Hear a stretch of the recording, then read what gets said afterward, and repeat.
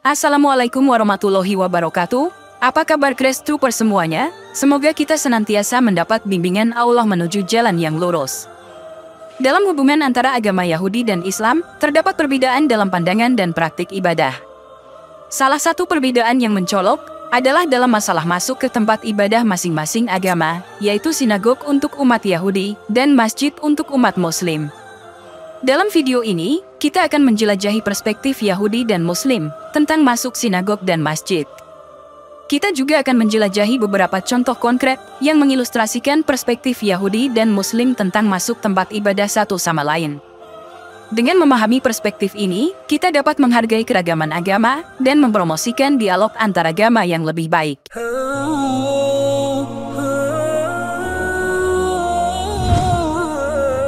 Masuk ke tempat ibadah memiliki signifikansi religius dan budaya yang mendalam bagi umat Yahudi dan Muslim.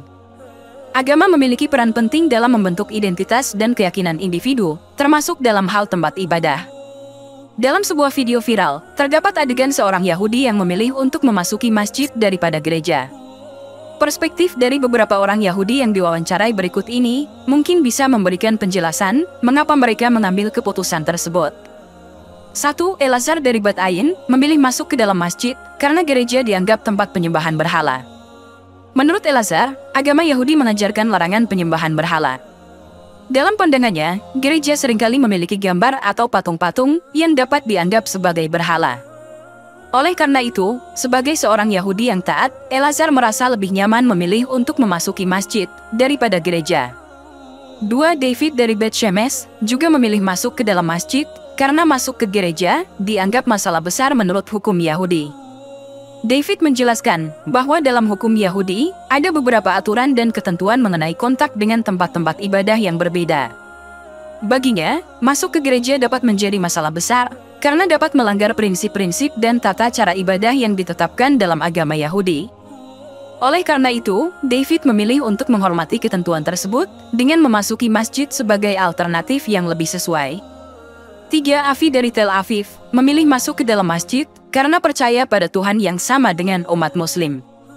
Avi memiliki pandangan yang lebih inklusif dan menyatakan bahwa dia memilih masuk ke masjid karena ia percaya pada keberadaan Tuhan yang sama dengan umat Muslim. Menurutnya, meskipun ada perbedaan dalam pelaksanaan ibadah antara agama Yahudi dan Islam, mereka masih memuja dan mengabdikan diri kepada satu Tuhan yang sama. Oleh karena itu, Avi merasa nyaman memasuki masjid sebagai bentuk penghormatan terhadap keyakinan umat Muslim. 4. Pendapat dari Rabbi Yehoshua Lox yang menceritakan bahwa beliau pernah berdoa di masjid.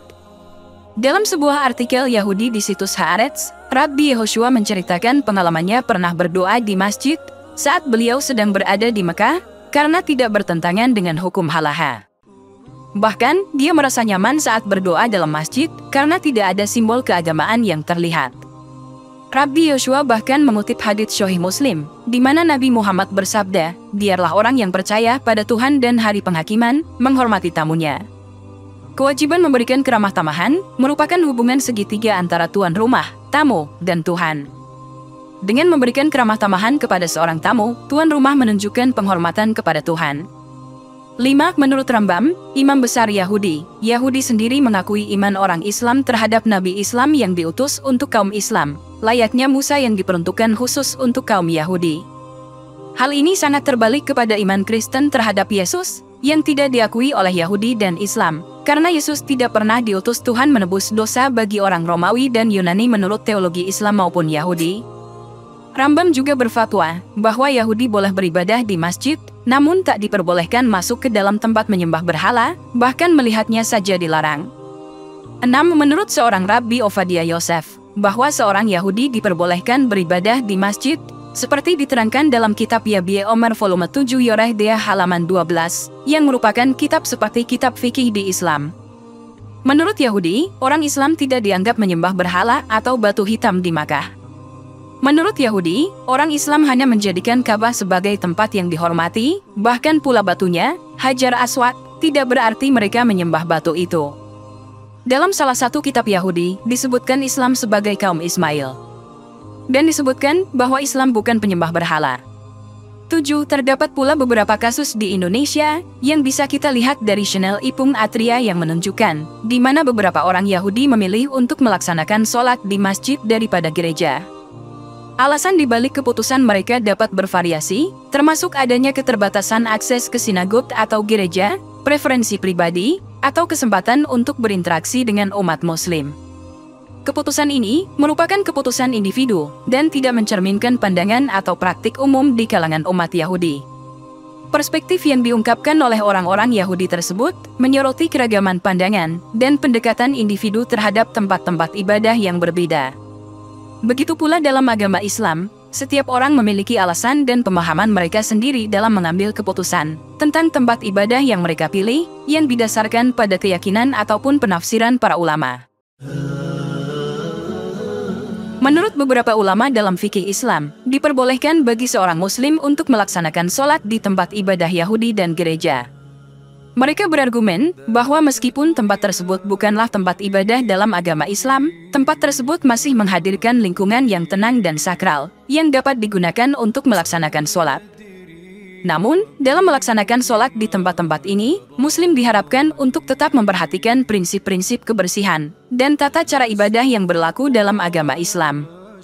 Dalam hadis riwayat Abu Hurairah, Nabi Muhammad menyampaikan bahwa dia diberikan 5 hal yang tidak diberikan kepada siapapun sebelumnya. Salah satu hal tersebut adalah bahwa bumi telah dibuat sebagai masjid bagi umat Islam. Dengan demikian, tempat-tempat di luar masjid juga diberikan status yang dianggap sakral dalam Islam. Dalam konteks hadis tersebut, Nabi Muhammad mengajarkan bahwa umat Islam memiliki kelonggaran dalam melaksanakan ibadah dimanapun, asalkan lingkungan tersebut tidak melanggar prinsip-prinsip agama. Dalam pandangan ini, selama tempat tersebut tidak mengandung unsur-unsur yang bertentangan dengan ajaran Islam, seorang Muslim dapat berdoa di tempat ibadah non-Muslim, seperti sinagog atau gereja. Dalam hadis lain, Nabi Muhammad juga mengajarkan bahwa jika seorang Muslim merasa perlu untuk berdoa di tempat yang tidak biasa sebagai respons terhadap dorongan dalam hatinya, dia diperbolehkan untuk melakukannya. Hal ini menunjukkan bahwa ada fleksibilitas dalam melaksanakan ibadah di tempat-tempat non-Muslim, asalkan tujuan dari ibadah tersebut tetap untuk menghormati dan beribadah kepada Allah semata. Memang, dalam mazhab-mazhab fikih Islam, terdapat perbedaan pendapat mengenai hukum memasuki tempat ibadah non-Muslim, seperti sinagog dan gereja. Beberapa ulama menganggapnya diperbolehkan dengan syarat-syarat tertentu, sementara yang lain mungkin memiliki pendapat yang lebih konservatif dan menghindari masuk ke tempat-tempat ibadah non-Muslim. Imam Bukhari berkata, Ibnu Abbas pernah melaksanakan sholat di tempat peribadatan Yahudi yang tidak terdapat patung-patung di dalamnya. Umar bin Khattab pernah menerima surat permohonan fatwa yang berisi kabar bahwa kaum muslimin di Najran tidak mendapatkan tempat yang lebih bersih dan lebih baik untuk melaksanakan sholat selain sebuah gereja yang ada di sana. Umar lalu menyampaikan jawaban atas surat itu agar gereja tersebut dibersihkan dengan air dan daun bidara. Selanjutnya, mereka dipersilahkan untuk melaksanakan sholat di dalamnya. Namun, pandangan ini juga dapat bervariasi, tergantung pada interpretasi hukum agama dan konteks lokal, atau peristiwa yang melatar belakanginya. Hal ini seperti yang dijelaskan dalam kitab Al-Bidayah wa An-Nihayah, Fathu Bait Al-Maqdis ala Yadi Umar bin Khattab karya Ibnu Katsir, yang menceritakan kisah penaklukan Yerusalem.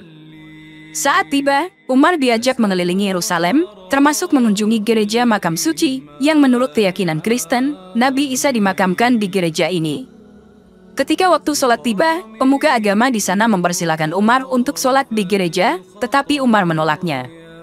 Penolakan Umar tersebut karena khawatir, kalau seandainya dia sholat di gereja, nanti umat Islam akan mengubah gereja ini menjadi masjid, dengan dalih Umar pernah sholat di situ, sehingga mendolimi hak umat Nasrani. Umar lalu sholat di luar gereja, kemudian tempat Umar sholat itu dibangun Masjid Umar bin Khattab. Penting untuk dicatat bahwa pandangan yang telah dipaparkan ini adalah berdasarkan pemahaman umum yang berkembang dalam Islam. Selain itu masih terdapat keragaman dalam interpretasi dan pendapat di kalangan umat Muslim, sehingga tidak ada pandangan tunggal yang mewakili seluruh umat Muslim. Dalam tradisi Yahudi, ada beberapa alasan yang menjelaskan mengapa sebagian besar Yahudi menghindari masuk gereja dan memiliki pandangan yang berbeda terhadap tempat ibadah non-Yahudi. Beberapa alasan tersebut antara lain, 1. Kepercayaan monoteistik. Salah satu prinsip fundamental dalam agama Yahudi adalah kepercayaan pada keesaan Tuhan. Yahudi memandang bahwa hanya ada satu Tuhan yang disembah, dan keyakinan ini seringkali membuat mereka merasa enggan atau tidak nyaman beribadah di tempat ibadah yang menekankan pemujaan kepada tokoh atau entitas lain, selain Tuhan yang disembah dalam tradisi Yahudi. Sehingga secara aturan agama mereka, umat Yahudi lebih lunak terhadap agama Islam. Yahudi itu memandang Islam sebagai agama alternatif non-Bani Israel, sebagai jalan yang lurus, dan akan mendapat tempat khusus di surga Yahudi. Sebagai informasi, agama Yahudi hanya diperuntukkan untuk Bani Israel. Nah, orang-orang Yahudi menganggap Islam sebagai alternatif untuk agama bagi keturunan non-Israel. 2. Ketakutan akan pengucilan. Selama berabad-abad, Yahudi telah menghadapi penganiayaan dan pengucilan oleh berbagai kelompok agama dan masyarakat di berbagai tempat.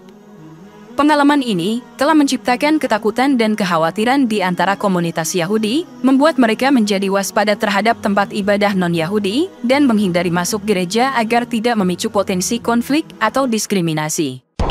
3. Perbedaan teologi dan ajaran. Agama Yahudi dan agama-agama non-Yahudi memiliki perbedaan teologi dan ajaran yang mendasar. Yahudi mengikuti Taurat dan tradisi Yahudi yang diwariskan dari generasi ke generasi, sementara agama Kristen memiliki perjanjian baru yang menekankan Yesus sebagai Mesias.